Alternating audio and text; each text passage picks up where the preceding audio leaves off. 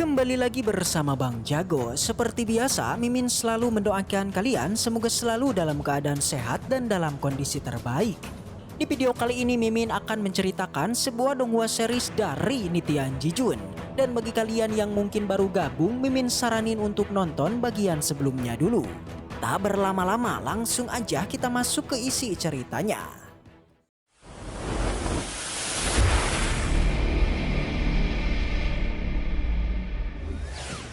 Cerita kembali dilanjutkan yang kini memperlihatkan Sen Subing yang merasa sedih karena gurunya tidak kunjung datang. Bahkan sampai diperingati oleh kakaknya untuk nggak perlu nunggu lagi. Udah nunggu 2 hari tanpa henti tapi sang guru tidak kunjung muncul. Subing masih percaya gurunya akan datang dan membuat si kakak juga tidak bisa berkata apapun. Singkat cerita, malam hari sudah tiba, Subing sudah berdiri di tempat yang sama selama 3 hari. Membuat dirinya mulai sedih. Dari situlah sang kakak menebak pasti adiknya ini jatuh cinta kepada sang guru. Walaupun Subing terus mengelak, tapi mukanya tidak bisa berbohong. Jelas dia pun malu-malu dan suka kepada gurunya. Tapi nggak lama dari itu tiba-tiba sang guru pun muncul di hadapan mereka. 你可别乱说，师傅，你终于来了。 Subing sangatlah senang langsung memeluk dirinya. Tan Yun bertanya siapakah wanita yang berada di sampingnya. Walaupun Subing tahu kalau gurunya cuma berpura-pura. Jadi sebenarnya Subing sudah tahu betul kalau gurunya ini adalah Tan Yun. Yang berarti dia sangat menyukai Tan Yun, makanya keras kepala sampai menunggunya 3 hari. 她是徒儿的姐姐，叫素贞。 Subing memperkenalkan kakaknya, bisa dibilang Sujen termasuk orang yang berbakat. Masih muda tetapi ranahnya sudah begitu tinggi.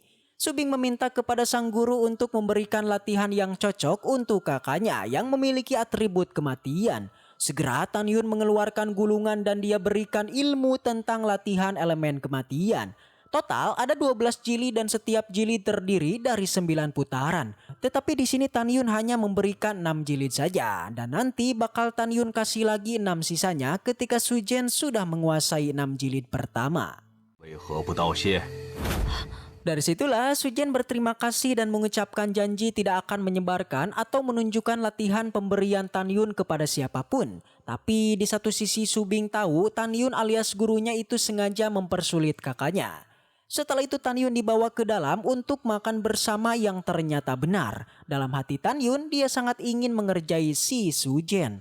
Jadi di sini Tan Yun kesal karena sudah menyelamatkan Sujen tetapi malah dibenci sama dia. Di sini Tan Yun segera menyuruh Sujen untuk memijit kakinya, tentu membuat Subing hanya tertawa kecil. Tan Yun sengaja mengerjai Sujen dengan terus memprotes cara mijitnya yang salah. Padahal udah benar tapi disalah-salahin. Sampai-sampai Sujen dikatain bodoh. Tapi tindakan itu Subing merasa kalau Tan Yun sudah berlebihan. Ini jelas mempermalukan kakaknya, soalnya takutnya kalau sampai kakaknya tahu ternyata Tan Yun adalah gurunya Subing, maka itu sangat gawat. Sebelum pergi, Tan Yun terus mengatai Sujen yang merupakan seorang wanita bodoh. Sampai-sampai membuat Sujen bingung. Dia yakin kalau si gurunya ini sengaja memperlakukan dirinya.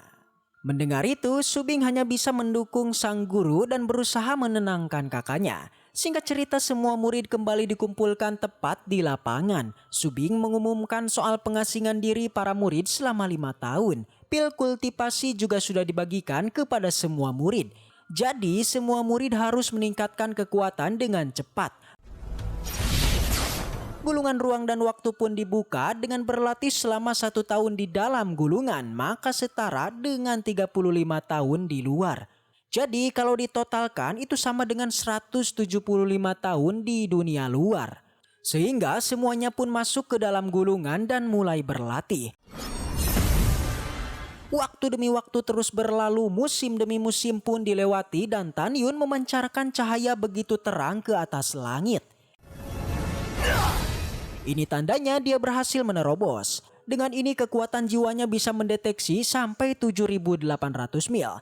Kekuatan jiwanya melebihi musuh dengan praktisi di ranah jiwa tingkat 4. Benar, semua kekuatan Tan Yun itu meningkat. Tan Yun jadi yakin dia bisa menjadi juara 1 di kompetisi nanti. Dengan begitu mendapatkan harta yang bisa membuat Subing menjadi orang yang kuat. Hanya dengan naik jabatan menjadi orang kuatlah, status lebih tinggi maka semakin mudah mencari tahu rahasia para petinggi atau para sepuh dari sekte Huangpu. Karena hanya dengan mengetahui rahasia-rahasia itu, kemungkinan Tan Yun juga bisa tahu di manakah letak pedang Hongmengnya. Seperti diketahui, salah satu pedang miliknya itu diambil oleh sesepuh dari sekte ini. Kebetulan masih ada waktu, maka Tan Yun pun memperkuat formasi pedang terbang 11 atributnya. Dia mengeluarkan tungku ajaib dan mengeluarkan embrio pedang. Embrio pedang tersebut bakal diperkuat dengan beberapa penempaan dan bahannya sudah digabungkan. Semua bahan yang dibutuhkan pun dikeluarkan. Ke-11 atribut digabungkan ke dalam pedang tersebut. Tidak hanya itu, Tan Yun juga membuat kecerdasan di pedangnya itu dengan menanamkan sedikit darahnya ke pedang terbang ini.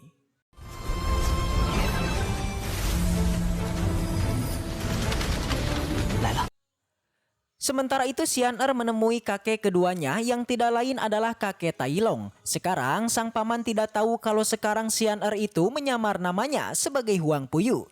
Tentu sang kakek penasaran kenapa Xian Er begitu cepat menyelesaikan pengasingan diri. Di sini Xian Er ranahnya sudah sempat menyentuh penghalang alam jiwa tingkat pertama dengan latihan yang diberikan oleh si Tan Yun. Xian Er dengan cepat bisa meningkatkan kultivasi sampai ke tingkat puncak dari ranahnya. Tapi di saat lagi ngobrol, tiba-tiba muncullah bencana kesengsaraan di atas langit.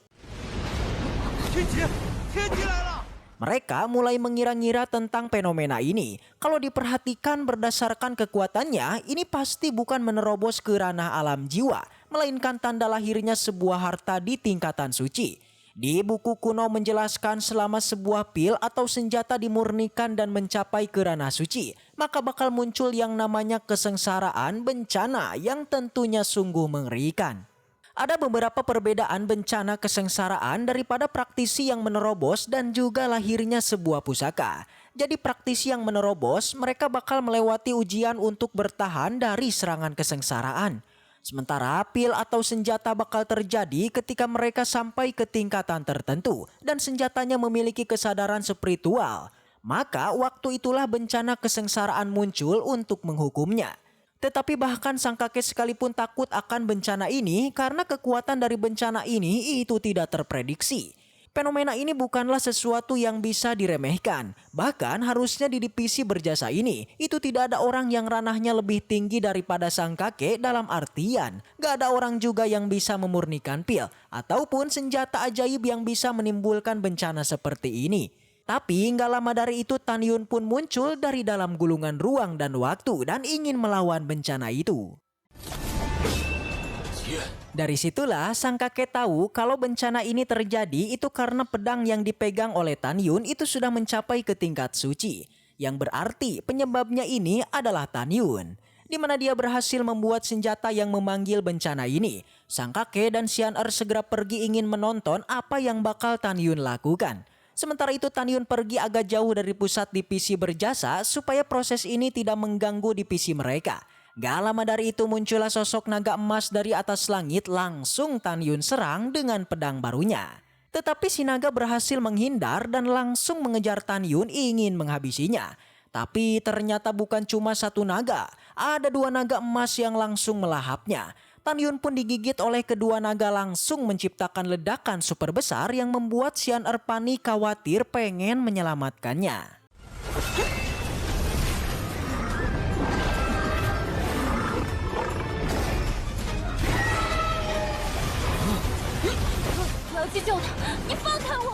Tetapi langsung dicegah oleh sang kakek karena kalau sampai Xian Er masuk ke dalam area bencana, dia juga bakal memicu bencana itu untuk menjadi semakin kuat.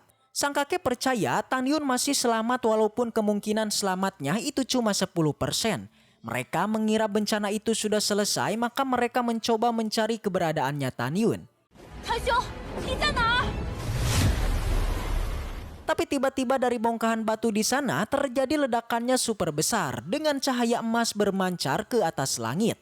Itu adalah pertanda Tan Yun yang masih hidup, tetapi Tan Yun langsung menyuruh mereka semua untuk pergi dari sini karena bencana susulan bakal datang. Si kakek tidak ada pilihan selain turun tangan untuk menarik mereka kembali, tetapi sayang Xian Er gagal untuk diselamatkan. Beruntung Tan Yun dengan sigap membawanya ke atas kapal.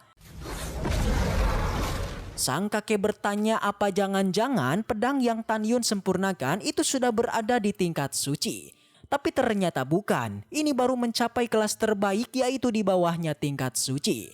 Ini semua bisa terjadi karena pedang yang Tan Yun buat itu bukanlah pedang biasa, melainkan pedang dengan 11 atribut terkandung di dalamnya. Dan si kakek sangat tidak menyangka di dunia ini masih ada orang yang bisa menyempurnakan senjata dengan 11 atribut. Sampai-sampai sang kakek menggunakan telepati mengatakan kepada Xian-Er kalau Tan Yun ini memiliki masa depan yang cerah tidak tertandingi. Takutnya mereka tidak akan menemukan monster semacam Tan Yun di benua manapun. Tan Yun menyuruh mereka untuk mundur sejauh mungkin karena masih ada bencana terakhir yang harus dihadapi. Sang kakek Long tidak sabar melihat hasil dari pedang buatan Tan Yun sehingga nggak perlu basa-basi lagi. Bencana terakhir pun Tan Yun lawan dan itu pun berhasil dan sekarang pedang milik Tan Yun mempunyai kesadaran spiritual. Tan Yun memberikan namanya sebagai Xiaoche. Selama Tan Yun belum mendapatkan pedang-pedang Hongmeng-nya, dia akan menggunakan pedang satu ini sebagai gantinya sementara. Kedepannya Tan Yun berencana membentuk tubuh sang pedang supaya pedangnya bisa berbentuk seperti manusia. Setelah pedang Xiaoche berhasil dibuat, kakek Long langsung menghampiri Tan Yun dan terus mengatakan kalau pedang Tan Yun ini pedangnya sangatlah bagus. Ketika dia coba sentuh pedang tersebut langsung kabur ke belakangnya Tan Yun. Xian-Er mengira kalau kakeknya ini cuma berakting seakan-akan memuji Tan Yun. Sang pedang yang tidak mau disentuh maka dari itu kakek Long pun kembali ke atas kapal. Semua masalah sudah diselesaikan maka waktunya untuk kembali. Xian-Er masih mengira kalau kakeknya itu berakting tetapi makin lama kok makin aneh. Sekarang malah kakeknya memberikan hormat kepada Tan Yun. Alasan sang kakek memberikan hormat itu semua karena Tan Yun sudah memberikan formasi suci 1000 naga pelindung kota. Waktu itu si kakek di pagoda ruang dan waktu mempelajari semua formasi yang diberikan oleh Tan Yun. Proses berlangsung selama ratusan tahun dan dia mendapatkan banyak manfaat yang pada akhirnya menerobos ke ranah master formasi di tingkatan menengah. Karena sang ketua sekte menganggap Tan Yun sebagai anaknya, maka sang kakek menyuruh Tan Yun untuk memanggil dia sebagai kakek juga. Ini juga sebagai pertanda kalau Tan Yun sudah dianggap dekat, bahkan setara dengan Xian-Er. Dalam hati Xian-Er masih nggak percaya akan apa yang dia lihat. Apa jangan-jangan sekarang dirinya mulai tertarik dengan Tan Yun? Ya tapi tetap aja Xian-Er orangnya gak mau terima. Karena si Tan Yun sudah punya tunangan dan Xian-Er masih nggak mau terima akan perasaannya yang mulai tertarik kepada Tan Yun. Di satu sisi dia juga merasa kalau kakeknya terlalu berlebihan bersifat baik kepada Tan Yun. Setelah itu Meng Yi dan yang lainnya pun akhirnya keluar dari pengasingan. Diketahui ketiganya menerobos ranah dan mencapai ke penghalang ranah di alam pemurnian jiwa. Kalau udah melewati penghalang itu maka auto naik ke ranah selanjutnya guys. Untuk sekarang mereka akan beristirahat dulu menunggu sang ketua divisi bersama lainnya kembali dari pengasingan. Singkat cerita waktu sudah berlalu setengah tahun sudah selesai dan inilah waktunya bagi semua orang untuk keluar dari pengasingan. Mereka semua langsung berkumpul di lapangan. Tan Yun memperhatikan kemampuan para murid yang ranahnya sudah meningkat drastis. Sebenarnya Tan Yun pengen kasih Nanggong Rusu sebuah teknik khusus, tetapi sayang dia adalah adiknya Yukin jadi nggak bisa. Barulah gak lama dari itu Subing pun muncul. Dilihat-lihat dia sudah mencapai ke alam jiwa di tingkatan 8. Tanya itu, Sujen juga meningkat drastis kekuatannya. Ini jelas kedua orang ini sudah mempelajari latihan yang diberikan oleh Tan Yun dengan sangat baik. Subing mengumumkan kalau kompetisi ke-10 divisi itu bakal dimulai besok. Dan sekarang dia akan langsung memilih orang-orang yang mengikuti kompetisi. Yang pasti Tan Yun, Meng Yi, Xian-Er, Luopan, dan Nanggong Rusu itu akan ikut dalam kompetisi ini. Setelah itu semua orang disuruh bubar kecuali mereka berlima. Sebelum itu Tan Yun menyuruh Xiao dan juga Jian agar menetap di sini aja dan Tan Yun tidak memperbolehkan mereka untuk kembali. Subing sangat berharap semua yang ikut dalam kompetisi ini menang. Walaupun jika bertemu jenius dari 9 divisi juga tetap harus menang. Tan Yun pastikan akan memenuhi janji menjadi juara 1 dalam kompetisi nanti. 此次时脉大比，弟子定会夺魁。 Subing menjelaskan sebenarnya ketua sekte mereka ingin menggabungkan ke 10 divisi supaya bekerja sama. Tapi dari dulu itu selalu ada orang-orang yang tidak suka dan berusaha menggagalkan rencana ini. Apalagi kita tahu divisi berjasa mereka dibenci oleh banyak divisi lain. Jadi Subing hanya bisa berharap agar para murid yang terpilih ini bisa menunjukkan kemampuan terbaik mereka dan tidak memalukan. Dan ketika itu juga terjadi, maka otomatis semakin banyak murid yang datang untuk mendaftar ke divisi berjasa mereka. Subing menjelaskan kalau semisal mereka menjadi juara, maka nanti akan ada suatu tempat yang disebut juga sebagai medan perang para master. Di sana itu penuh dengan peluang dan harta luar biasa. Untuk mendapatkan peluang tersebut, mereka harus bersaing melawan Istana Jiwa Abadi dan Sekte Peri Abadi. Bersaingnya dengan kompetisi ujian. Dari persaingan itu nanti bakal menentukan juara 1 mendapatkan 5.000 tempat untuk sektenya, juara 2 3.000 tempat, juara 3 2.000 tempat. Sistem ini mirip dengan yang dulu ketika Tan Yun mengikuti kompetisi melawan kedua sekte kuno. Tapi sebelum mengikuti kompetisi ini, mereka harus juara dulu di kompetisi ke 10 divisi. Perlu diketahui di medan perang para master, ada kemungkinan di sanalah tempat pedang Hong Meng Tan Yun itu bersembunyi. Jadi Tan Yun harus pergi ke sana. Di sini dia memberikan pendapat. Dia yakin nanti ketika ujian dimulai itu pasti bakal banyak murid dari sekte Huangpu mereka yang diincar oleh kedua sekte kuno musuh. Jadi kalau semisal mendapatkan semakin banyak tempat itu sama aja memberikan lebih banyak orang yang tewas. Tapi bagi Subing tetap wajib ke sana. Alasannya karena di sana ada 3 tempat yang tersembunyi dan harus didapatkan peluangnya. Kalau menurut legenda, ketiga tempat itu adalah sisa-sisa dari perang para master di zaman kuno, di mana waktu itu para kultivator jahat pengen menghancurkan benua Tianpa mereka. Dan setelah itu, cerita pun bersambung. Baiklah, mungkin segitu aja untuk pembahasan kali ini. Semoga kita selalu diberikan kesehatan untuk mengawal donghua ini. Dan sampai jumpa di video selanjutnya.